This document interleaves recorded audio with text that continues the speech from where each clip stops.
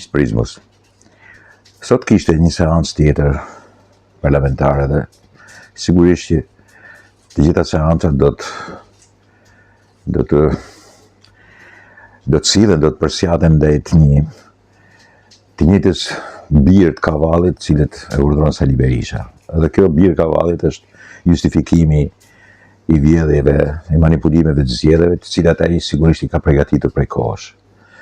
Por një nga fajet më të mëdha të këtyre seancave që edhe për mua tani s'kan kuptim, ka kry punë i parlamentit dhe ai lloj regjimi parlamentar, por që faktet e zgjedhjeve para 3 muajve, 4 muajve e çojnë këtu në këtë marrëzi e kodit zgjedhor, përbëjnë edhe atë që në përgjithësi edhe mërzitia e verës duhet kalojë edhe mërzitinë edhe marrëzinë e një parlamenti të tillë. Por ajo që desha të thoja është që për 2 socialistëve ata morën përgjigje sot. Partia Socialiste dhe njerëzit aty nuk i kanë dhënë përgjigje kur, kanë toleruar Sali Berishën. Dhe të gjithë ata birbila si Sali Berisha, sidomos në Okën e Kudion, disa folklorik të tjerë aty, në Vokshin edhe, ka dhe të tjerë plot, sepse kanë pasur leverdi. Kanë pasur leverdi që sa më tepër ato të egzagerohen me marrëzitë e tyre, aq më tepër pikët i kanë shkuar Partisë Socialiste, majorancës sotme. Por unë mendoj që nga sot, nga këto zgjedhje, e mbrapa kjo punë nuk ka më kuptim. Dhe sot u vërtetua që dikush mund t'i japi përgjigje, po për fat e nisi një nga socialistët më të mirë që është aty në atë parlament. I vjedhjes dhe i grushtit të shtetit të 96-ës. A e mban mend çfarë i ke bërë ti, kryetarit të Partisë Socialiste Librazht dhe kryetarit të Partisë Socialiste në Bulqiz, në zonën që kishit shpikur për Azem Hajdarit. I masakruat një rraje barbare me bandat tuaja elektorale. A e mban mend çfarë i ke bërë komisionerëve të Fierit? I keni rraur dhe i keni nxjerr nga qendrat e votimit, me bandën që brithen në çdo qendër votimi. Dhe që nuk do t'jetë parlamenti tjetër që është Petro Koçi. Normalisht është një nga socialistët më të mirë, absolutisht më të mirët. Është njeri i pa korruptuar, si shumë të tjerë që janë atje, dhe një majt i vendosur për të qenë i majt. Ai u përgjigj ashtu si duhet Sali Berishës, nuk e toleroj më. Ja tregoj se kush ka qenë Sali Berisha i 1996, kush ishte bashkëpunëtori i Miloševićit, kush ishte rrahsi i komisionerëve shkatërruesi i zgjedhjeve në 1996, kush ishte ideatori dhe realizuesi i grushi shtetit në 98, kush ishte njeriu tradhtar i kombit vet, kush ishte armiku numër 1 i demokracisë. Ja tha të gjitha në sy. Një plaku 81 vjeçarit, cilit akoma nuk i merr vesh koka, sepse ka akoma në bindjen e tij, ka akoma në vizionin e tij shkatrimin e Shqipërisë. Tentoi që ta realizonte një herë, tentoi që ta realizonte 2 herë, tash ja merr mendje se mund dalë edhe e treta herë, gjë që e ka të paralizueshme. Kur flasë para herë, e dyta herë janë sigurisht mandatet e tija. Petro Koçi sot ja përmendi. Por socialistat kanë vendosur të kthejnë rrugë, me sa po kuptoj. Sepse kështu, në këtë lloj forme, ju përgjigj edhe Balla. Normalisht Balla është një socialist i tipi 3, janë njerëz që duan të nxjerrin përfitime, por nëse do që t'jesh konsekuent, t'jesh në raport të drejtë me parimet që mbron, Sali Berisha nuk duhet ta tolerosh për asnjë sekond se ti ke përfitime. Kjo nuk i shkon më majorancës edhe Partisë Socialiste. Nëse vazhdon Partia Socialiste ta bëjë këtë dhe të nxjerrë përfitim, atëherë tregon që pak dallim ka nga Partia Demokratike. Nëse do që dalloj nga Partia Demokratike, nuk duhet ta toleroj në asnjë sekond një buk shkal edhe një njeri perfid edhe pervers si Sali Berisha. Një njeri që nuk i do të mirën këtij vendi. Që çdo gjë ka shkatruar, ka vjedhur dhe veten, po e vërteton që Partia Demokratike vazhdon të vjedhë, të përfitojë në zgjedhje, në kuti votimi dhe myn gjithë Shqipërinë, po ashtu Shqipërinë jashtë shtetit, me gjithë marrëzirat e tjera, me gjithë gënjeshtat e tija, të pafundme. 1000 këqia mund të ketë pushteti sotëm, po kur nuk ka arritur të bëj maskaralëqet edhe arrogancën kriminale të Sali Berishës.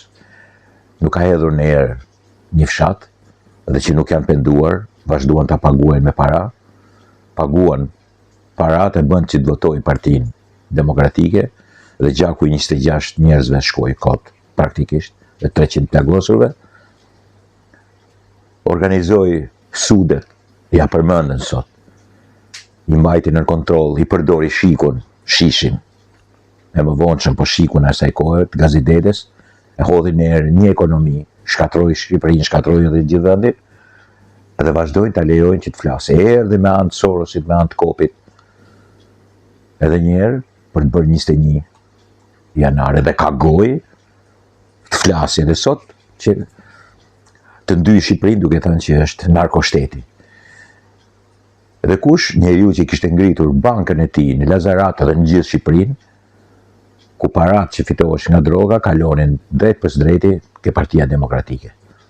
Edhe ku ka dhe viktima të vdekur për ta pastruar atë vend nga droga dhe pikërisht nga banka narko e Partisë Demokratike. Dakord, miqtë e mi, Partia Socialiste duhet të ndryshojë qasje, rrugë. Nuk duhet përfitoj më duke lejuar të marrë të tillë kriminal si Sali Berisha që të myjnë Shqipërinë në sytë botës, po edhe në sytë të vetë Shqipërisë.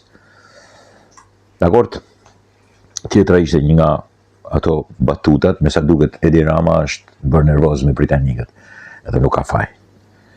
Në marrëzinë e tyre idiote të shpëtimit pa shpëtim, duan që të kthejnë gjithë vendet e treta për të gjithë njerëzit që i kanë marrë aty. Në vendin e tyre i kanë trajtuar, siç i kanë trajtuar, nuk po e përmend më, dhe duan të kthejnë pastaj në kazane plerash gjithë vendet e tjera për pleherllekun që kanë bërë vetë. Dhe këtë e bën një majt krejtësisht e pa bindur, jo vetëm në çështjet e moralit, por në të keqen e madhe të moralit, ku ato që i ka fyer, i ka pështyr në ftyrë, tash i do që dhe t'i përdori për keq. Britania e madhe, me të vërtet që ka marrë në vendin e saj, jashtëzakonisht njerëz të kulturave të ndryshme, të religioneve të ndryshme dhe të ish kolonive të ndryshme që ka pasur. Por sharjet më të mëdha i ka pasur si me median edhe në politikën e saj për shqiptarët. Dhe tash na kërkoka dhe ndihmë nga shqiptarët. Për çfarë? Për njerëzit e tjerë që janë aty, që i ka marrë dhe njëkohësisht i përdor për të thyer edhe shqiptarët. Edhe sigurisht do që të vendosi paralele me Italinë, duke mos kuptuar që ne jemi fqinj me njëri tjetrin edhe njëkohësisht nuk mund t'ja kthejmë një shteti, një vendi që sa herë kemi qenë në pozicione të vështira, marrë ekonomike dhe të emergjencës kombëtare ose emergjencës shtetërore, ka qenë aty prezent. Shqipëria nuk mund përdoret më në këtë lloj forme. Ne sigurisht Rama ka drejtë, po na kërkoi Italia do t'i përgjigjemi. Po ç'pun kanë tjerët në të mes? Çfarë lidhje kemi ne me të tjerët në të mes? Kemi partneritete nga më të ndryshme dhe atyre partneriteteve i qëndrojmë, po jo të kthehemi në kazane qarkullimi, riciklimi plerash dhe imondicjes njerëzore, plerash njerëzore, të cilët i ka trajtuar keq, i ka shfrytzuar, tash do që t'i hedhi si të papërdorshme, pikërisht një shtet i cili ka gabuar në politikat e emigracionit në mënyrë të jashtëzakonshme. Rama ka jashtëzakonisht të drejtë që bëri atë kritikë dhe sigurisht këtë e ka bërë botërisht. Dhe Guardian, në mos gabohem, duke sqaruar shumë mirë qëndrimin e Shqipërisë dhe duke sqaruar shumë mirë që në këtë pikë kemi kontradikt të cilën nuk mund ta shërojmë, nuk mund ta marrim parasysh, absolutisht jo. Në të gjithë gjërat e tjera kemi partneritet, në këtë pikë jemi kundërshtar, nuk mund të jemi njësoj. Dhe ka bërë mirë sipas mendimit tim, jashtëzakonisht mirë. Dakord, miqtë e mi, kaq ishte emisioni për sonte.